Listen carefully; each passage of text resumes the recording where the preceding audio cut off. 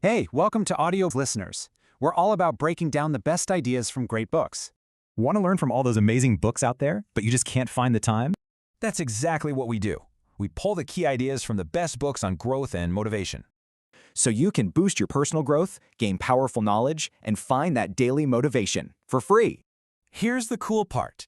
Every book is a complete playlist, so you can learn from start to finish. So go check out the playlist section. You're going to find something that helps for sure. And hey, if you like what we're doing, do us a favor and hit that like button. You're not going to want to miss what's next, so make sure you subscribe for the latest books. And one last thing, what book should we cover next? Let us know right down in the comments. All right, welcome to The Explainer. Today, we're getting into a really provocative and, let's be honest, kind of unsettling theory from our source material. It basically argues that the real secret to creating intense desire isn't about adding pleasure. It's about creating a painful sense of lack first. So let's kick things off with this core idea, which, it kind of turns everything we think about attraction on its head. We usually think you have to add something positive, be charming, exciting, bring pleasure. But this theory says, nope, that's not it. Before you can build desire, you have to create a void, this unsettling feeling that something really important is missing from someone's life. And this question right here, this is the key that unlocks this entire concept. The source is suggesting that the spark of desire isn't lit by feeling comfortable and happy. It's ignited by that sharp, nagging feeling that something just isn't right, that something is missing. Okay, so let's really dive into the nuts and bolts here. The foundational principle, the architecture of creating a need. How is this feeling of absence supposedly constructed? What does that even mean? And the source material is, well, it's pretty blunt about this. It argues that pain and anxiety are actually the necessary ingredients for pleasure to even happen. The core idea is that you have to learn how to manufacture a need that you, and only you, can fill. It's all about creating this subtle hunger, this psychological vacuum that just pulls the other person right toward you. So you might be wondering, why on earth does this work? Well, according to the text, it's because it targets this universal human vulnerability that honestly, we all try our best to hide. The source basically says we're all walking around with these masks on. Underneath all that confidence we project, our egos are way more fragile than they look. We act like we've got it all figured out, but we all have our own doubts and insecurities. And that gap, that little space between who we pretend to be and who we really are, well, that's the entry point. Wow. This is a really intense, almost shocking quote that the text pulls out. It's arguing that the psychological soil where the seeds of intense love are planted is actually a feeling of worthlessness. It's suggesting that people don't fall in love when they're feeling strong and confident, but in a moment of deep uncertainty and self-doubt. Kind of dark, right? And let's be super clear here. We're not talking about a physical wound. This is a psychological one, aimed right at a person's self-esteem and all those insecurities they keep hidden. The idea is to just gently, make someone aware of a dissatisfaction that they were only vaguely conscious of before. And what's wild? This isn't even a new idea. The source points way back to ancient philosophy. In Plato's Symposium, love itself, eros, is literally born from poverty or need and contrivance or cunning. So in this view, love is literally the child of a deep lack and a clever plan to fill it. Okay, so this all sounds pretty theoretical, right? Well, to see how it actually plays out in the real world, the text gives us this really powerful and, frankly, kind of disturbing case study of the writer D.H. Lawrence. He's presented as an absolute master of this method. Okay, just look at this timeline and maps out Lawrence's whole strategy. And it is methodical. It took years. See, for the first 2 years, he builds this really close intellectual friendship. But then, bam, year 3, you get the jolt. He suddenly pulls away, making her super anxious.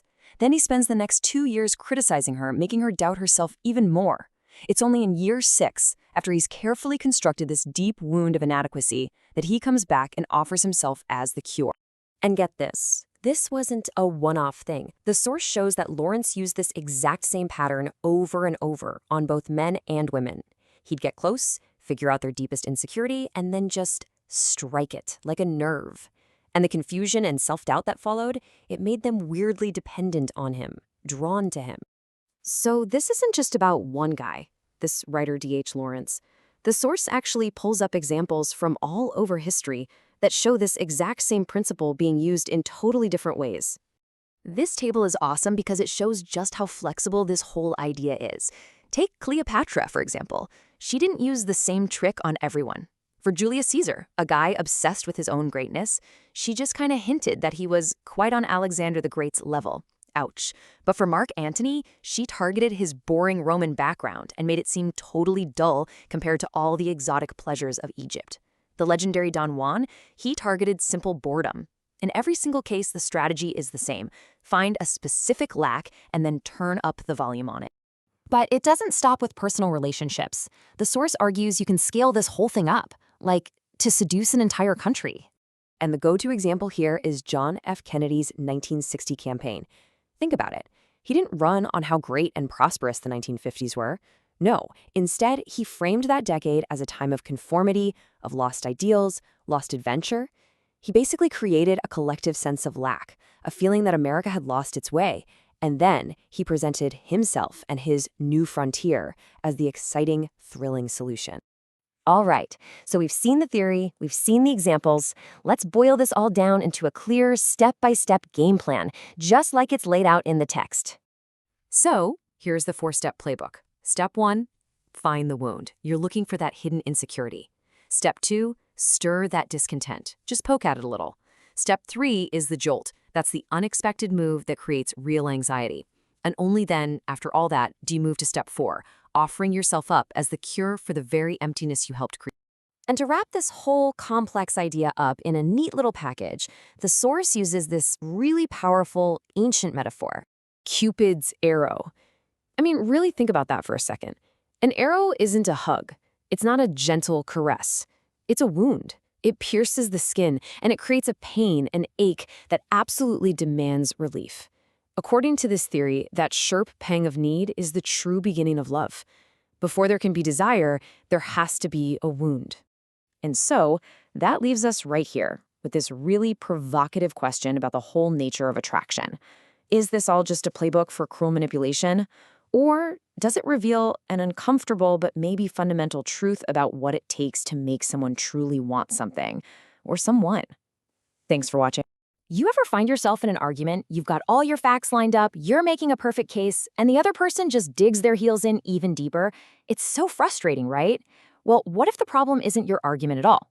What if it's the weapon you're using? Today, we're diving into a powerful form of influence that works exactly when that direct approach fails. We're talking about the art of insinuation. It's because hitting people head-on with an argument almost never works. Think about it. People have their own ideas, you know? They're hardened over time by habit and experience. So when you come at them with a direct point, your words are just noise, competing with 1,000 other thoughts already bouncing around in their head. And honestly, people just don't like being told what to think. It feels like you're saying they can't figure it out for themselves. Yeah, the direct approach, it's like trying to knock down a brick wall by running straight into it. It's loud, it's obvious, and all it does is make the wall feel stronger. But there's another way, a much subtler, way more effective tool, a way to just slip past all those defenses and plant an idea so deep the other person genuinely believes they came up with it themselves. And that brings us right to the heart of it all. We're talking about insinuation. The source material for this explainer calls it the supreme means of influencing people. See, it's not about arguing at all. It's about planting an idea. So, how does this actually work? Well, insinuation is less about what you're saying out loud and everything about what you're suggesting. It works through this kind of sub-language, right? Ambiguous comments, a bold statement that you then quickly apologize for, an alluring glance. It's all designed to just bypass the conscious critical mind and whisper your real meaning directly to the unconscious. And this really gets to the psychology of it. Even Sigmund Freud pointed this out. He said an idea is, quote, aroused in another person's brain, which is not examined in regard to its origin.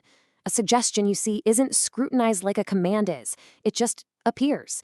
And because it feels like it came from inside our own head, we don't question it. We just accept it.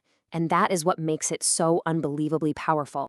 Okay, to really see this in action, let's look at an absolute masterclass from an 18th century short story called No Tomorrow. We're going to follow a character named Madame de T as she pulls off a perfect seduction using pretty much nothing but insinuation. So the story kicks off with this young man at the Paris Opera. He's waiting for his lover. But suddenly, her friend, the very charming Madame de T, intercepts him. She insists he has to join her on this mysterious trip. He's totally confused, but, he's also intrigued. And before he even knows what's happening, he's in her carriage, speeding off to her husband's chateau with a story that doesn't quite add up. The stage is set with ambiguity. So they're in the carriage, and she asks him to look out the window at something, forcing him to lean over her. Then, all of a sudden, the carriage jolts. She accidentally tumbles right into his arms. She pulls away, acting all flustered, and accuses him of being imprudent. He's protesting, saying he did nothing, but it doesn't matter. The damage is done. A little seed of physical desire has just been planted, all disguised as a simple accident. A little later, they're walking in the garden, and she just casually brings up his lover, the Countess. She drops these little hints that maybe she's not so faithful. He gets angry, defensive, vulnerable. And what does Madame de T do? She immediately apologizes for speaking ill of her friend and begs him to forget she ever said anything, which of course is the best way to make sure he absolutely never will. The seed of doubt now has roots. And then, for the final move, she mentions a pavilion nearby, a classic spot for secret lovers' trysts, but she sighs and says, what a shame, it's always locked. But what do you know? When they got there, the door is conveniently open. Inside, surrounded by darkness and pure suggestion, the young man, who's now filled with desire for her and doubt about his own lover, finally makes his move. He takes her in his arms, 100% convinced that he is the one making it all happen. Let's just break down her genius here. First, she creates this totally ambiguous situation where nothing is clear. Second, she uses that accidental physical contact to plant the idea of desire. Third, she plants seeds of doubt about his lover to make him emotionally vulnerable. And through it all, she maintains perfect, plausible deniability. He thinks he's the one in charge, but she has orchestrated every single move. It's brilliant. Madame de T's story is a perfect example. But what are the actual tools she and other masters throughout history have used?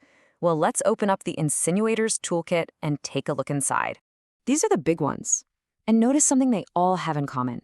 They all operate in the margins of a conversation, in the pauses, the glances, the things left unsaid.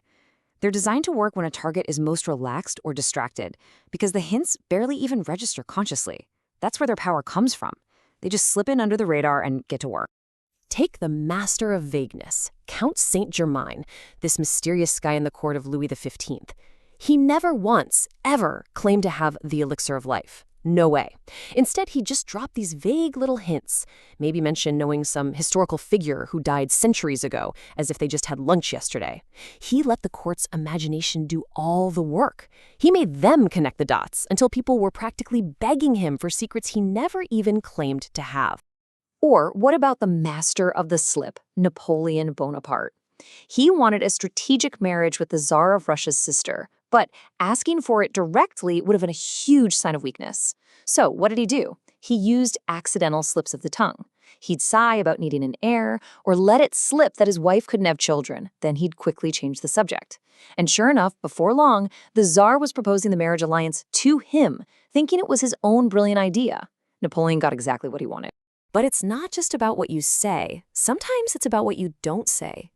During a campaign speech to veterans, John F. Kennedy, a famous war hero from his PT-109 exploits, talked at length about the incredible bravery of the other men on his boat, but he strategically never once mentioned himself. His very silence on his own heroism screamed louder than any boast ever could. It made everyone in that room think about it even more, cementing this image of him as a humble, selfless hero. This really gets at the power of what you can do without saying a word. The writer Sendal said that glances are the heavy artillery of the flirt. A single look can say everything: desire, danger, mystery. But because it's just a look, it can always be denied. Lord Byron was famous for his underlook, a quick upward glance while his head was tilted down. It was ambiguous, a little challenging, and apparently absolutely captivating. Okay, now, as powerful as insinuation is, it is not a cure-all. It's a scalpel, not a hammer. And sometimes you really do need a hammer. This brings us to a crucial point, the reversal. You have to understand when to drop all the subtlety and embrace the raw power of being direct. So how do you choose? Well, insinuation is your go-to for navigating resistance. It's for the early stages of something, when you want to build mystery and intrigue. It's definitely the safer route. But the direct approach, man, that's for making an impact. When you can feel that your target is already leaning your way, that they're open to you, a bold, direct move can be electrifying. It shows incredible confidence. But the risk, it's huge. If you misread the situation, a direct move doesn't just fail, it backfires in a big way, putting up defenses that might never come down again. It is the ultimate high-risk, high-reward play. So at the end of the day, why is this art form so timeless, so effective? It's because it taps into something we all crave. In a world where everything is spelled out, where there's just so much noise, insinuation creates mystery. It gives our imaginations something to play with. It's a signal that we've left the boring, everyday world behind and entered a realm of fantasy and possibility. The perfect symbol for this entire idea is the seed. You carefully prepare the soil, you plant the seeds months in advance, and once they're in the ground, nobody even remembers what hand threw them there. They just seem to grow all on their own. The real goal is to disguise your manipulations so well that they just look like a natural part of the landscape. Understanding this art really gives you a powerful new lens to see the world through. It's a way to bypass resistance, to make ideas feel like they're our own. So the final question isn't just about influencing others, it's about awareness. Now that you can see how the seeds are planted, what will you start to notice growing around you? Welcome to The Explainer. Okay, today we are diving into something really fascinating and maybe a little dangerous. It's a persuasion technique from our source material called the mirror tactic. You know, we've all been there. You're trying to get a point across, trying to persuade someone, and they just won't listen. It's like talking to a brick wall. So how do you get through to someone like that? Someone who seems totally unreachable? Okay, so let's start with the core problem here. The source material points out that, well, most of us are pretty wrapped up in our own little worlds, our own thoughts, our own tastes, our own opinions. And this tendency, being so focused on ourselves, it creates this kind of hard shell. It's almost like armor. And that's exactly why when you try to argue with someone directly, your points just bounce right off. They don't even penetrate. So if just throwing facts and arguments at someone doesn't work, what's the secret? What's the key to actually breaking through that shell? Well, our source material has a name for it. It's called entering their spirit. Now, the whole idea here isn't to argue. It's not a debate. It's actually the opposite. It's about making them feel validated, making them feel secure by reflecting back what they already believe, what they already enjoy. You essentially become a mirror for them. And this whole thing works in like 3 stages. It's a process. First, you play by their rules. You enter their world. That makes them lower their guard, right? Because you seem familiar, you're not a threat. And it's only then, once they're comfortable and relaxed, that you can start to subtly, shift the dynamic in your favor. Okay, so this might sound a little abstract. To see how this really works in the real world, let's look at this absolutely fascinating case study from way back in 1961. So here's the setup. You've got Cindy Adams, a pretty little-known American journalist at the time, and she somehow lands the interview of a lifetime with Indonesia's super powerful president, Sukarno. So, what's her game plan? She decides she's just going to be bold, be brassy, be charming, and act totally unintimidated. And get this, it works. Like, unbelievably well. Sukarno seems totally disarmed. He starts agreeing to all her crazy demands. She wants special lodging, her own planes, even a personal pilot. He's acting less like this powerful world leader and more like a fawning suitor completely under her spell. So from Cindy Adams' point of view, she is nailing this. She is totally in control. But our source material suggests that what was really going on was something else entirely. So let's just stop and think about that for a second. Was she really in control? Was her charm just that powerful? Or was something else going on right under her nose? And here is the big twist. Sukarno wasn't the one being seduced. Not at all. He was the master seducer the whole time. He chose his victim carefully, he mirrored her bold, casual attitude right back at her, and he let her think she was in control, all to get her to lower her defenses. So what was his real goal? It was to get a sympathetic autobiography written by a charmed foreigner. And he played it perfectly. He mirrored her style, her boldness. He even told her that her blue-black hair was his favorite color.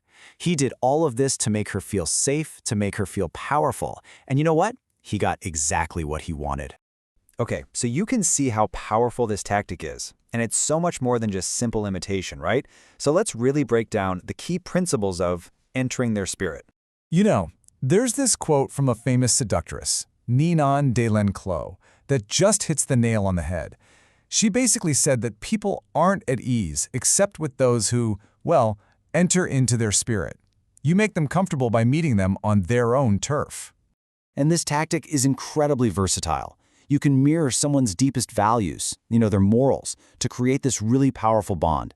But maybe the most potent version of this, mirroring the person they wanted to be, reflecting back their lost ideals from when they were young. I mean, who can resist that? It's almost impossible. But, and this is a really big but, this technique is not without its dangers. There's a huge risk involved, which brings us to a really important cautionary tale.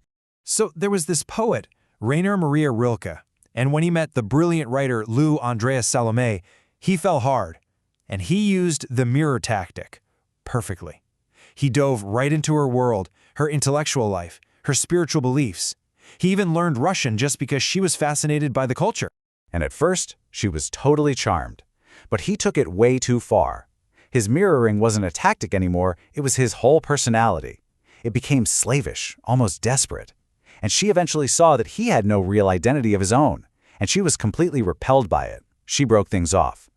And this is the critical lesson, the big takeaway. Mirroring is a tool. It's a tactic for the first phase of an interaction to lower defenses. It cannot be your entire personality. You can't just be a sponge, soaking everything up. You have to have a strong identity of your own underneath that reflection. So, in the end, this leaves us with a pretty provocative question, doesn't it? Is the mirror tactic a tool for genuine connection, a way to truly understand another person on a deeper level? Or is it just a really sophisticated, maybe even a little bit devilish form of deception? All right, let's just dive right in. We tend to think of seduction as, giving someone pleasure, charming them with compliments, buying them nice things. But what if that's all completely backward? Today we're exploring a much darker and maybe even more powerful idea, that real seduction doesn't start with building someone up, but by strategically tearing them down. This sentence right here, this is the key to the whole thing. I mean, really think about it for a second. A person who is totally content, happy with their life, secure in themselves, they're like a sealed fortress. There are no cracks, no openings, no little gaps for desire to creep in. Why? Because they simply don't need anything from you. So, okay, if it doesn't start with someone being happy and satisfied, then where on earth does it begin? Well, the theory we're digging into today offers a pretty unsettling answer. It says the entire game is built on a foundation of manufactured need, of carefully targeted anxiety. And that brings us to the core concept, what we'll call the satisfaction paradox. It basically argues that to make someone truly desire you, you first have to make them dissatisfied. Dissatisfied with their life, dissatisfied with themselves. You see, contentment is a closed door, and the very first step of seduction is to find a way to pry it open. Now, I know this feels completely counterintuitive, but the goal here isn't pleasure. It's about creating a little bit of disharmony. It's about stirring up these nagging feelings that maybe their life lacks adventure, or they've gotten a little boring, or that they aren't living up to their own ideals. And it's in that exact empty space, that feeling of inadequacy, that a seducer can step in and present themselves as the answer. And sociologist Francesco Alberoni really drives this point home. He argues that falling in love isn't about adding a cherry on top of an already great life. No, he says it's often about escaping a deep sense of worthlessness.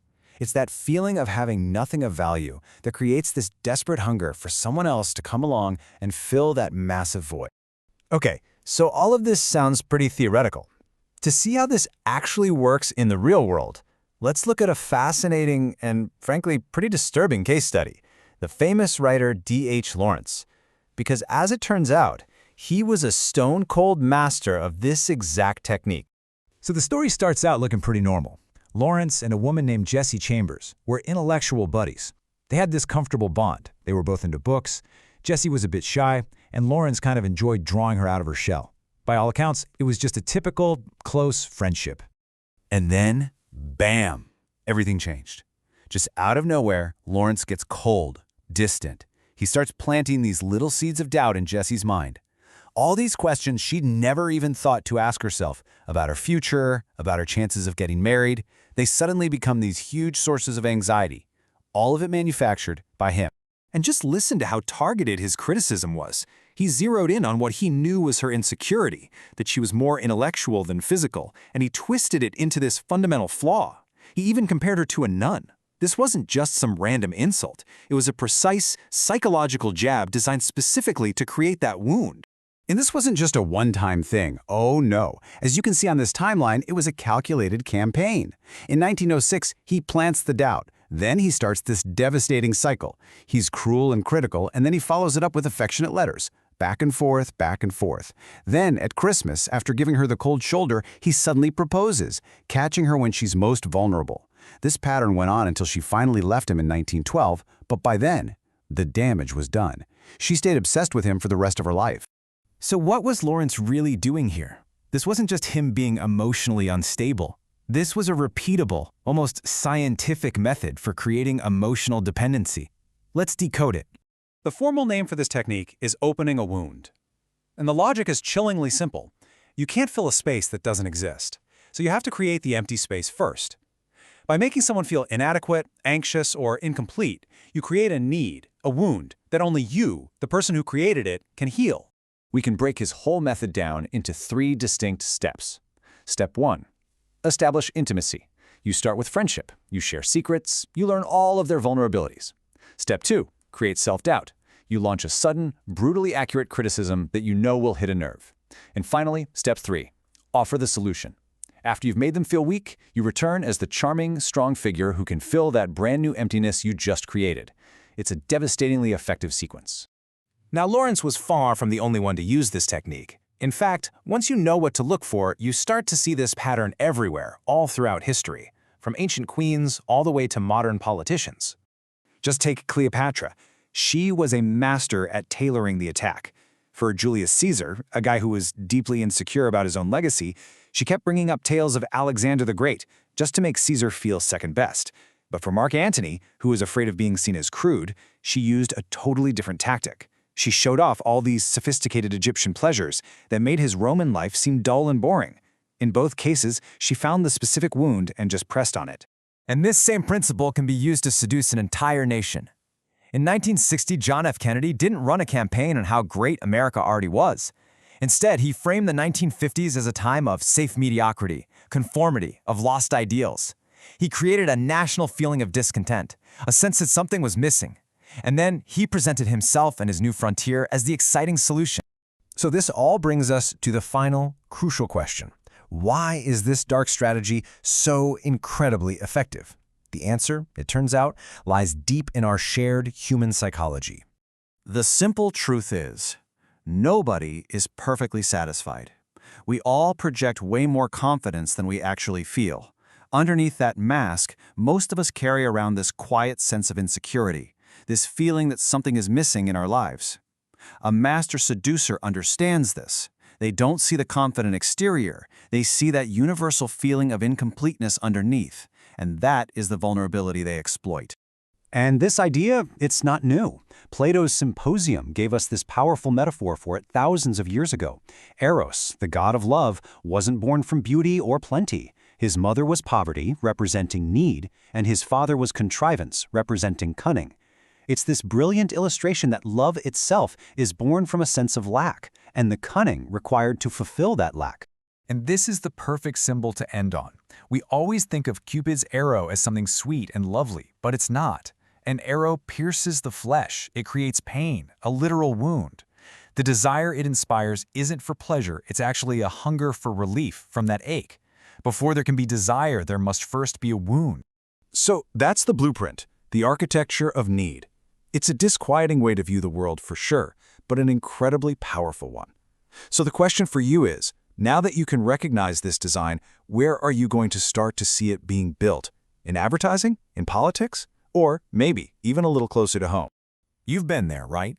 You're trying to convince someone of something, and the harder you push, the more they just dig in their heels. It's frustrating. But what if there was another way? A method of persuasion so subtle, so powerful, that the other person never even sees it coming. Well, there is. Today we're talking about the art of insinuation, a form of influence that works completely under the radar. So think about it like this. You've got two main approaches. On one side, you have the direct attack. You just come right out and say what you want. And sure, it feels honest. But what happens? Instantly, people's defenses go up. It becomes a fight, a battle of wills.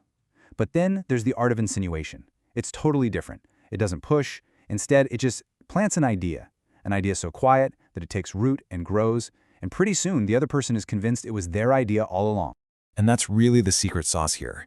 Insinuation is the supreme way to influence people for one simple reason. There's basically no defense against it. I mean, think about it. How do you defend against an idea you're sure you came up with yourself? You can't. It just bypasses all that resistance and goes straight to the subconscious. Now, the best way to really get a feel for this isn't through a bunch of theories, it's through stories. So let's take a look at how some of the true masters of the game use these ideas with, well, devastating effectiveness. We're going to start our journey in 18th century Paris. Okay, picture this. A young man finds himself on a surprise carriage ride with an older, very proper woman, Madame de T. At one point, she asks him to look out the window, which forces him to lean right over her. Just at that moment, what a coincidence, the carriage jolts. She falls into his arms, grabs his hand, and then immediately pulls away, scolding him for being so imprudent. It seems like a total accident, right? But it's not. A physical idea has just been planted. That contact, it lingers. So a little later, they're walking in the garden, and she brings up his current girlfriend, the Countess. With this look of deep concern, she asked him, "Is she making you quite happy?" And then she starts dropping these little hints that maybe, just maybe, the Countess isn't faithful, which, by the way, was something he already worried about. A seed of doubt is planted. And her quick apology for speaking ill of the Countess, oh, that just makes it stick even deeper. And for the final move, she points out a nearby pavilion, a known spot for secret romantic meetings. But she sighs, saying what a shame it is that it's always locked. A moment of shared, manufactured disappointment. But then, as they wander over, what do you know? The door is open. She created a barrier, then magically removed it, making the moment feel like fate, like an opportunity he just discovered. And of course, he takes her in his arms.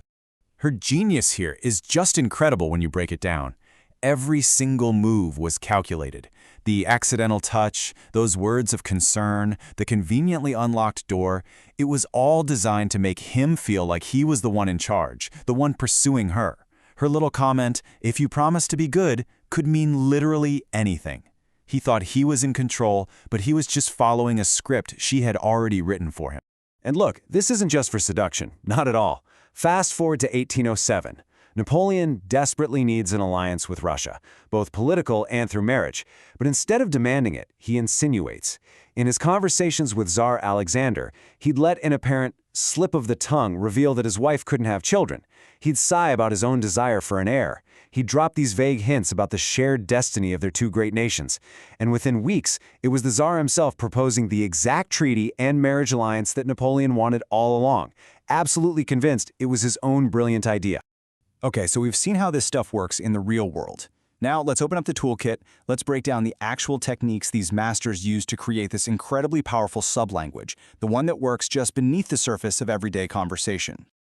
All right, this one is a classic, and it's incredibly effective. Here's how it works. First, you say something bold, something suggestive that plants the seed. Then, almost immediately you pull back. You apologize for being too forward or for misspeaking. So what does this do? Well, it makes your original statement seem like an accident, a genuine slip of the tongue, which paradoxically makes it feel more authentic. And you know, asking someone to forget something is pretty much the best way to make sure they remember it forever. But you gotta remember, insinuation isn't just about the words you use. Your nonverbal cues, that's the heavy artillery. A single look can say everything. Desire, a challenge, intrigue, but the beauty of it is it can't be quoted back to you. It gives you perfect deniability. That ambiguity is what hooks a person's imagination. The poet Lord Byron was an absolute master of this. Imagine a room filled with the most boring, tedious conversation about the weather. While all that's going on, Byron would tilt his head down and then just glance up from underneath his brow at his target. The boring conversation was just the cover. The look was the real message. It was silent, it was dangerous, and it was a completely captivating signal that flew past everyone else in the room and hit its target directly. And all these little things start to build into a full language. It's a combination of everything. Those ambiguous comments, a warm tone of voice that lasts just a split second too long, the accidental brush of a hand. Even silence can be an unbelievably powerful tool. When JFK was running for president, he almost never mentioned his own heroism in World War II. By not talking about the one thing that was on everyone's mind, he forced them to fill in the blanks themselves, which made him seem both incredibly heroic and incredibly humble at the same time. So, we've got the what and the how. But the biggest question of all is, why? Why is this technique so fundamentally powerful? Well, it turns out it taps into some really deep parts of our psychology. And here it is. This is the absolute key. We are all naturally resistant to being told what to think or what to feel, but we have zero defense against our own thoughts. When an idea feels like it just popped into our own head, we accept it. We don't question it. We embrace it. We nurture it, and we act on it, never even realizing that its true origin was a tiny hint someone dropped days or even weeks before. And there's another really important reason. Let's be honest, our world can be brutally direct, completely lacking in any mystery. People just say what they want. Insinuation brings back that ambiguity, that sense of intrigue. It creates this little game. What did they really mean by that? And that sense of mystery is incredibly alluring. It pulls an interaction out of the boring, everyday routine and turns it into something worth thinking about, worth fantasizing about. So, if you take one thing away from all of this, let it be this metaphor. You are a gardener. You don't force a plant to grow, you just prepare the soil and plant a seed. Your manipulations have to be disguised. You plant these seeds so subtly that once they start to grow, nobody, not even the person whose mind they're growing in, has any idea what hand threw them there. Look, this isn't just about learning some clever technique. It's about learning to read a hidden language that is being spoken all around you, all the time, in politics, in your job, in your personal life. So the question I want to leave you with is this. Now that you can recognize the art of insinuation, how is it going to change your perception of the world? What subtle messages are you going to start noticing from now on? Welcome to The Explainer. Today, we're diving into a powerful and, yeah, maybe even a little bit of a devilish persuasion tactic. It's all about getting past someone's defenses by becoming the one thing they just can't resist, a reflection of themselves. So let me ask you this. Have you ever felt like you're talking to a total brick wall? You know, you're trying to convince someone, trying to make a connection, but your words are just bouncing off. It feels like they are completely locked inside their own little world. And you know what? If you felt that, you're not wrong. The source material we're looking at today says that most people are basically wrapped up in this hard shell of their own tastes, their own opinions, and their own life experiences. It's this deep-rooted self-focus that makes people so stubborn and incredibly hard to persuade. But what if there was a secret door in that wall, a way through? Well, there is a strategy designed to do exactly that, a technique the text calls entering their spirit. And it's not about fighting their resistance, it's about joining them in their world. So what does this actually mean? The core idea is simple, but it's also pretty profound. Instead of trying to pull someone over into your world, you go into theirs first. You literally become a mirror image. You match their energy, you get excited about the things they like, you essentially play by their rules. This whole thing basically works in 3 steps. First, by mirroring them. You're validating them, you're stroking their ego. And let's be honest, who doesn't love that? Second, as they get comfortable, kind of hypnotized by seeing themselves in you, their natural defenses start to just melt away. And third, once they're open, you can start to shift the dynamic and take the lead. And this is the psychological genius of it. When people see their own values, their own moods reflected back at them, they don't feel threatened. They feel understood. And that feeling of validation, it's intoxicating. It creates this perfect opening for your influence to just seep right in. Okay, so this all sounds great in theory, right? But what does it look like in the real world? Well, let's look at a pretty fascinating historical example.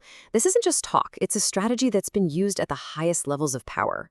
Let's dig into the very strange relationship between Indonesian President Sukarno and an American journalist named Cindy Adams. Just look at how this plays out. It's like a movie. In 1961, Adams, who's not very well known, gets this surprise interview with President Sukarno. She's bold, she's cracking jokes. A few years later, he asks her to write his life story. So she comes back, starts making these crazy demands about her hotel, her car, and he agrees to everything. He even starts acting like her, all casual. And then, get this, he dyes his hair her exact shade of blue-black. Bizarre, right? The sheer audacity here is just amazing. She called a president honey and demanded her own plane.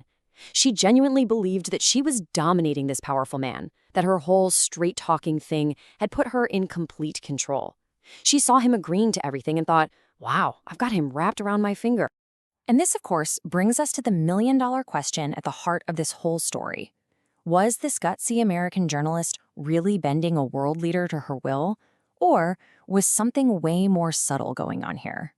And the answer is a total plot twist. Sukarno was the puppet master the entire time. Adams thought she was the one doing the charming, but he was expertly playing her by letting her think she was in charge. I mean, his strategy was just textbook. He picked the perfect target, someone who was a bit naive about international politics. Then he just completely entered her spirit, indulging every single complaint, matching her mood perfectly. This made her feel so powerful that her guard just dropped completely. And the result? He got exactly what he wanted, a super flattering biography that painted him as this charming, lovable guy for the whole world to see. Okay, so Sukarno's move was a masterclass, but mirroring someone's personality is just one way to enter their spirit. This playbook, it turns out, has a few more pages. Let's explore some other ways this works. Now here's a really interesting wrinkle: gender.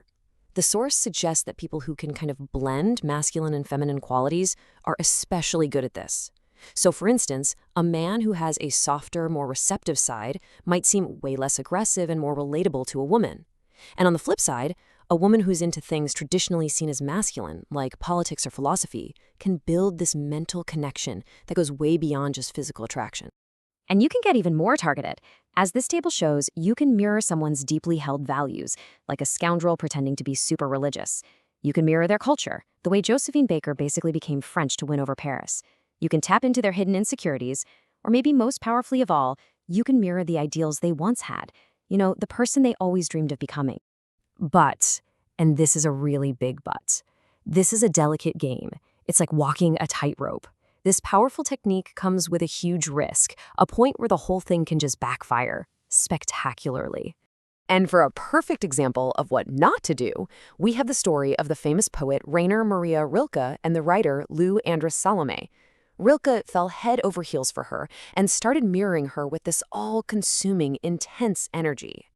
He learned Russian because that's what she spoke. He redecorated his rooms to look Russian. He took up all her interests. And at first, yeah, she was flattered, but after a while, the charm wore off. He wasn't reflecting her spirit as a tactic anymore. He was just dissolving into it. He became a sponge, and that total lack of a core identity, it became repulsive to her. So here is the absolute crucial takeaway. Entering their spirit is a means to an end. It's the opening move. You have to have a strong sense of who you are underneath it all, because the goal isn't to stay in their world forever. It's just phase one. The real goal, the end game, is to flip the script. Once their defenses are down, once they feel that deep connection with you, that's when you start to lead. And at that point, they will start to enter your spirit. And a lot of the time, they won't even realize it's happening. The source gives us this perfect and honestly kind of chilling metaphor for this whole process. A hunter puts a mirror in a field.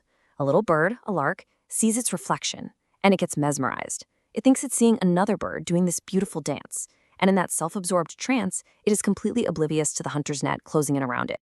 Which leaves us with a final, pretty provocative thought. This strategy is clearly powerful, but it walks a very fine line. In reflecting someone else, you really do risk losing yourself. So the question becomes, how do you use the mirror as a tool for influence without accidentally making it your new home? All right, let's talk about the art of manufacturing desire. This isn't just about figuring out what people want and giving it to them. No, this is about creating a temptation that is so strong, so irresistible, that giving in feels like the only logical thing to do. Let's dive in. You know, this quote really nails it. We're not talking about a simple crush or wanting something you see in a store window. This is about deliberately waking up a part of someone that they can't control, just like that promise of forbidden knowledge in the Garden of Eden. The whole point is to make your target feel like their own desires have taken over the driver's seat. So how does that even work? Well, it all starts with what our source calls the serpent's promise. You begin by just hinting at some future pleasure. Could be money, could be adventure, could be something a little more forbidden. But here's the key. You keep that promise just vague enough to be intoxicating.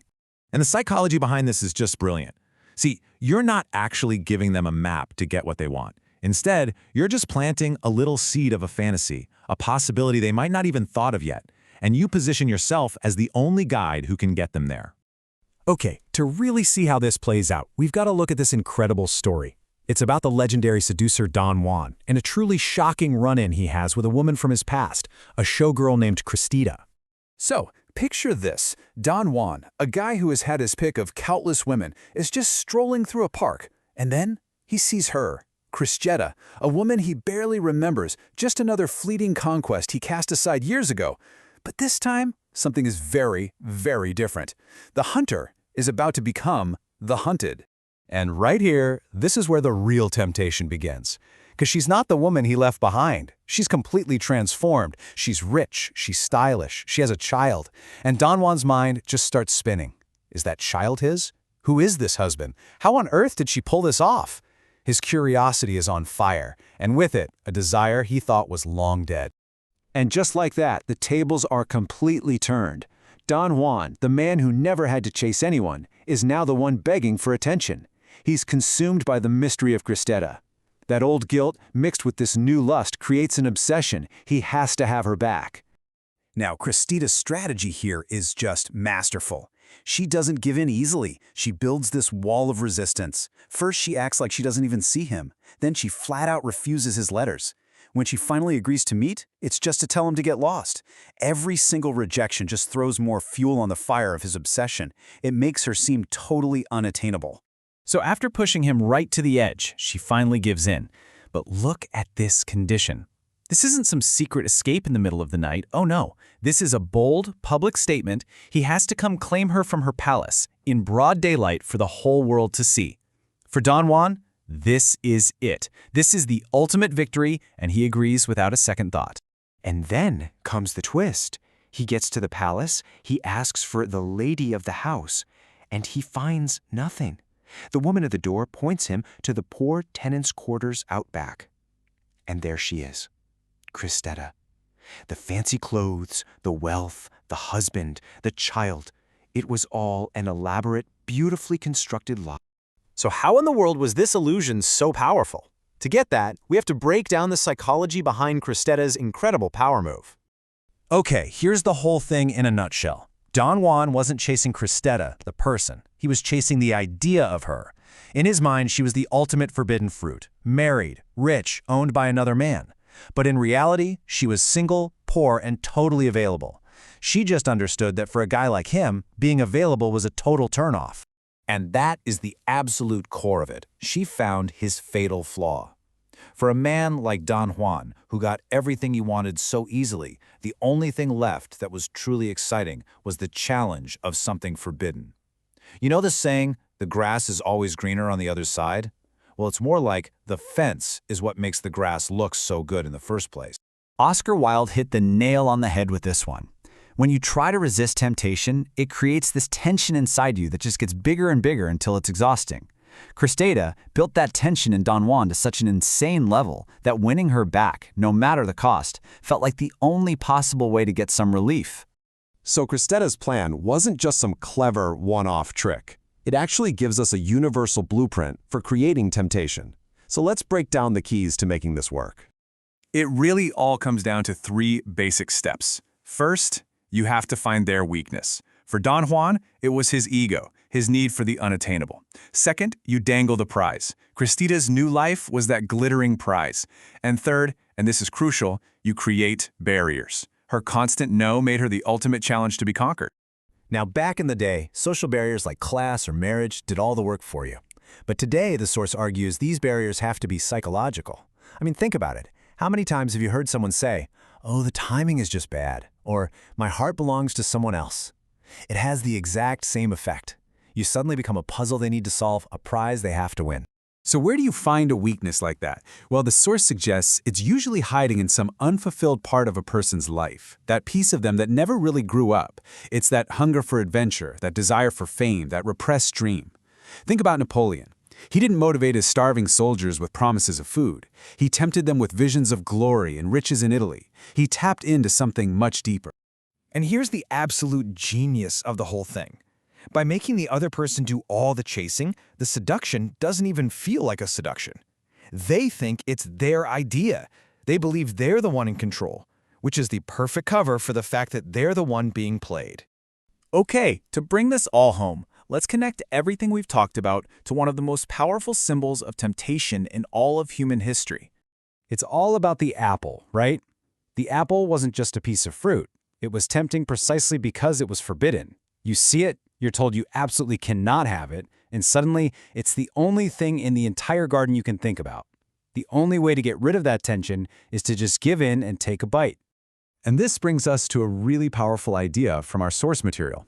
Most of us live these safe, routine lives, but constantly having to be responsible to resist our impulses, frankly, it's exhausting.